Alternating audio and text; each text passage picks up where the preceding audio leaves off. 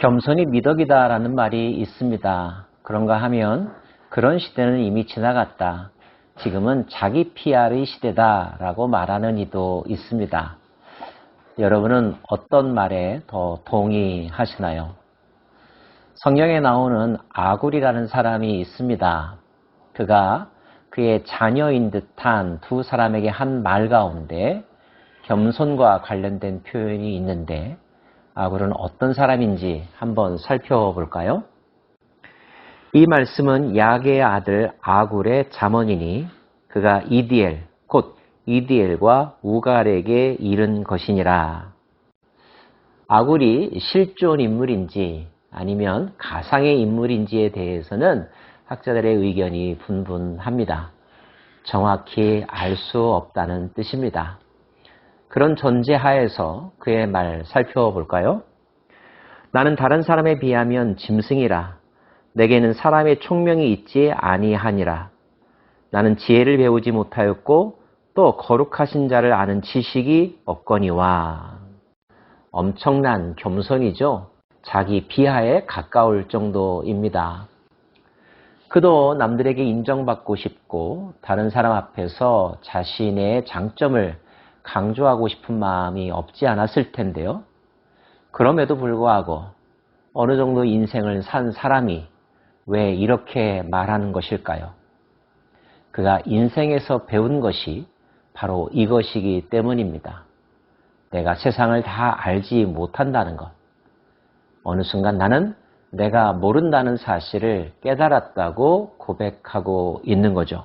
한때는 맘만 먹으면 도전하면 다 될 것 같은 용기 충만한 시대가 있었죠. 그러나 깨닫게 됩니다. 내 맘 같지 않다는 것을, 노력해도 되지 않는다는 것이 있다는 것을, 뛰는 사람 위에 나는 사람이 있고 나는 사람보다 더 뛰어난 인물이 있다는 것을 알게 되죠. 결국 겸손해질 수밖에 없는 것이 인생의 깨달음입니다. 겸손해야 되겠다라고 하는 생각 자체도 교만이라고 하는 생각이 들 정도이죠. 아굴은 바로 그 점을 이야기하는 것입니다. 그리고 상대방에게도 묻습니다. 너는 얼마나 알고 있느냐? 너는 이런 세계를 알고 있느냐라고 말이죠.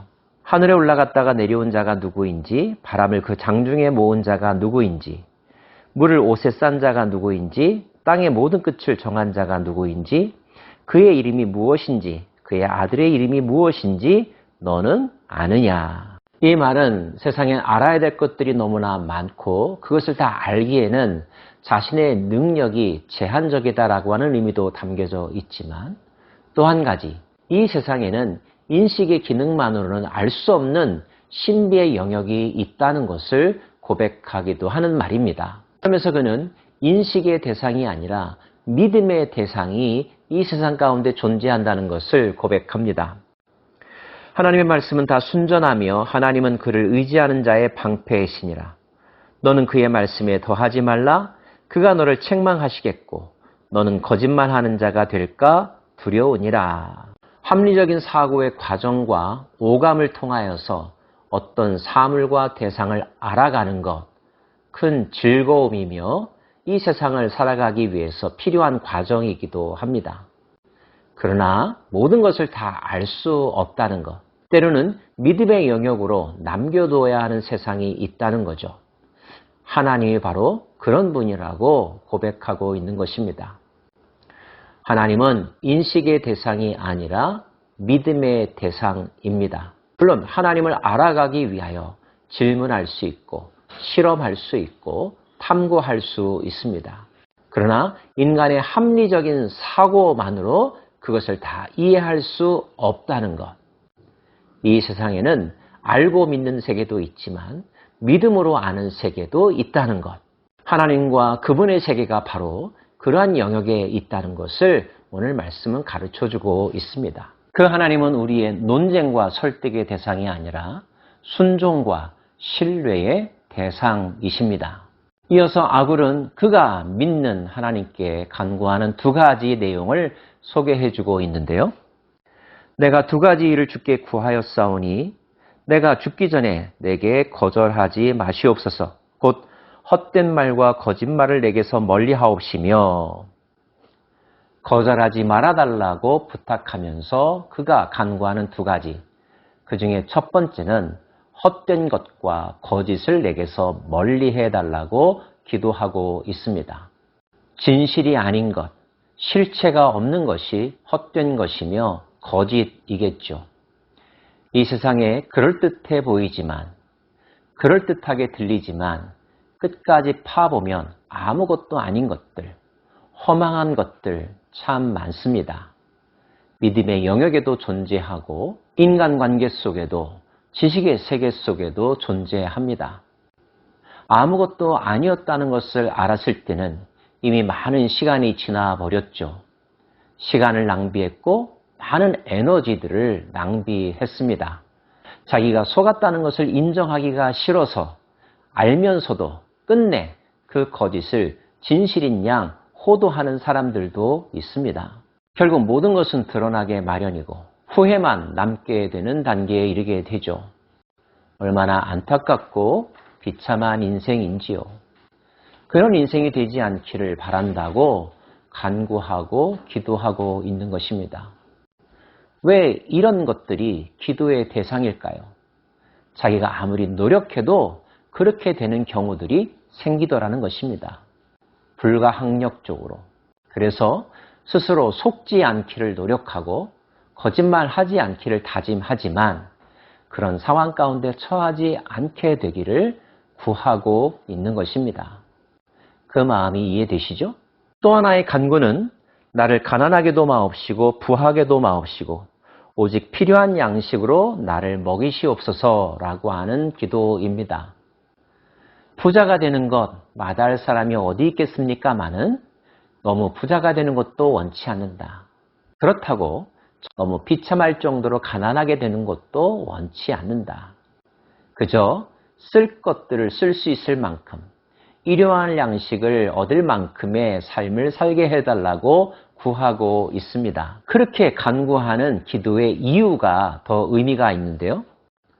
혹 내가 배불러서 하나님을 모른다. 여호와가 누구냐 할까 하오며 혹 내가 가난하여 도둑질하고 내 하나님의 이름을 욕되게 할까 두려워함이니이다.